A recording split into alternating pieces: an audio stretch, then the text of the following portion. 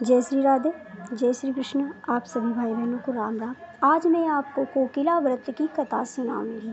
इस व्रत करने से सुख सौभाग्य की प्राप्ति होती है, सुख संपदा मिलती है। ये व्रत पार्वती जी का है।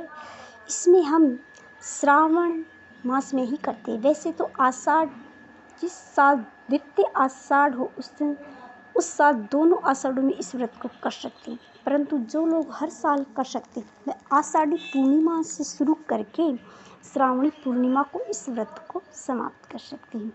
इस व्रत में हमें कोयल की पूजा करनी चाहिए, जो सती जी का स्वरूप है।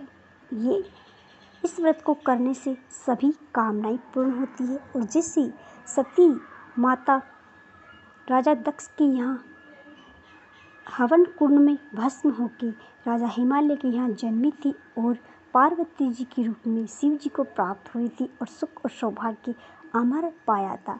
पति पुत्र को दीर्घ काल तक उनके साथ रहे और आज भी हम उनकी पूजा करते हैं। उनका जैसा सौभाग्य संसार में ना किसी का था और ना किसी का होगा, ना किसी का है। इसलिए उनकी पूजा हमें अवश्य करनी चाहिए। इसकी मैं आपको एक कथा सुनाती हूँ जो बहुत ही पौराणिक है।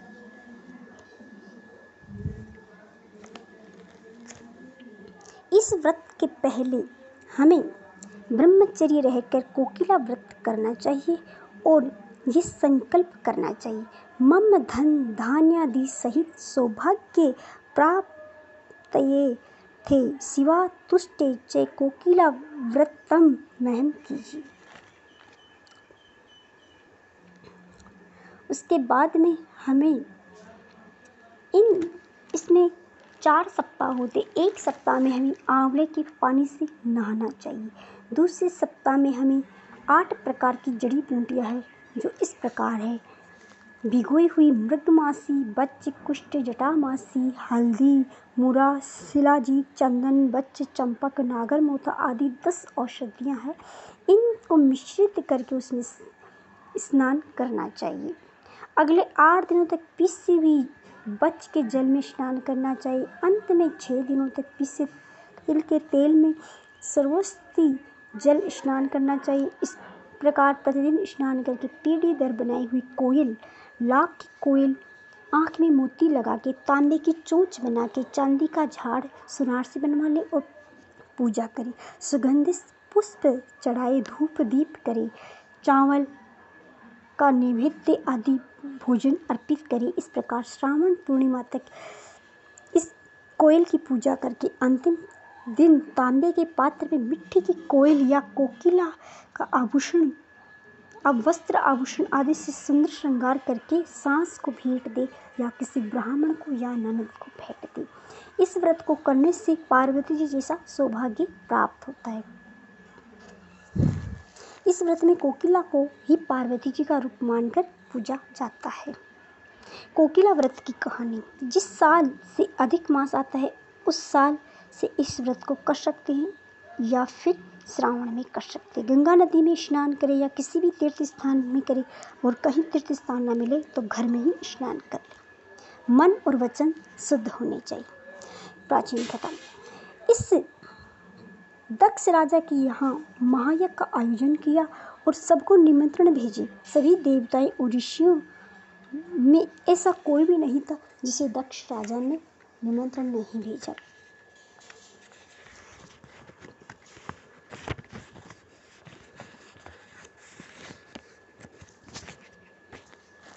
जिसे बुलाया नहीं हो, परंतु उन्होंने अपने जमाई शिवजी को निमंत्रण नहीं दिया। दक्ष राजा की बेटी सती शिवजी की पत्नी थी। उन्होंने आकाश मार्ग से अनेक विमान जाते हुए देखे, जिसमें सभी देवगण अपनी पत्नियों के साथ बैठे थे। उन्होंने शिवजी से पूछा, प्रभु ये देवगण कहाँ जा रहे हैं? शिवजी ने बताया, तुम्हारे पिता के यहाँ यज्ञ महोत्सव है, उसी में शामिल होने जा रहे हैं।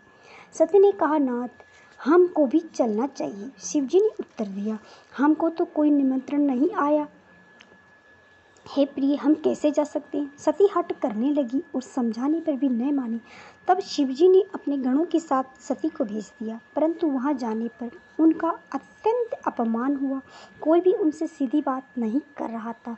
उनकी माता और बहनों ने भी पिता के डर से उनके करीब न आई। ये देखकर दुखित सती वही अग्नि प्रकट कर भस्म हो गई। साथ ही शिव गणों ने यज्ञ विध्वंस कर दिया और उनमें से कुछ गण भागकर शिवजी के पास गए और समाचार सूचित किया। सती के भस्म होने की बात सुनकर शिवजी अत्यंत क्रोधित हुए। उन्होंने दक्ष यज्ञ विध्वंस करने के लिए वीरभद्र के साथ अपने गणों की विशाल सेना भेजी। उन सबने वहां विध्वंस प्रारंभ किया और दक्ष सहित उनके यहाँ आए हुए अनेक देवताओं को मार डाला। किसी की भी आंखें फोड़ी, किसी के दांत उखाड़े। यह देखकर देवताओं ने विष्णु भगवान से प्रार्थना की। विष्णु भगवान ने प्रकट होकर कहा कि शिवजी को प्रसन्न करने का प्रयत्न करें। अब सब मिलकर शिवजी की आराधना करने लगे। देवताओं की आराधना से प्रसन्न हुए शिवजी प्रकट हो गए। उनके आदेश से ब्रह्मा जी ने दक्ष के धड़ से बकरे का सिर लगाकर जोड़ दिया, जिससे दक्ष जीवित हो गए। इस प्रकार देवताओं को भी क्रोधित किया। दक्ष को तो शिवजी ने माफ कर दिया, परंतु उन्होंने सती को श्राप दिया। वो उनकी आज्ञा न मानने के कारण 10,000 वर्ष तक कोकिला बनी हुई वन वन घूमती रही। इस प्रकार सती 10,000 वर्ष तक कोकिला बनी रहकर फिर पार्वती के रूप में उत्पन्न हुई और ऋषियों के आज्ञानुसार आषाढ़ के दूसरे मास भर व्रत रखकर शिवजी का पूजन किया। इससे प्रसन्न हुए शिवजी ने पार्वती जी के साथ विवाह कर लिया, इसलिए इसका नाम कोकिला व्रत हुआ। ये व्रत कुंवारी कन्याओं के लिए श्रेष्ठ पति प्राप्त करने वाला है। इस व्रत में कोयल की पूजा करनी चाहिए और कोयल का पूर्ण रूप से श्रृंगार करके माता पार्वती का स्वरूप समझकर उनकी अच्छी सेवा करनी चाहिए। अच्छे प्रसाद से भोग लगाना चाहिए और पार्वती जी को प्रसन्न करने से शिव जी अपने आप प्रसन्न हो जाते हैं। पार्वती जी सुख सौभाग्य प्रदान करने वाली है, इसलिए उनकी पूजा हमें श्रावण महीने में अवश्य करनी चाहिए।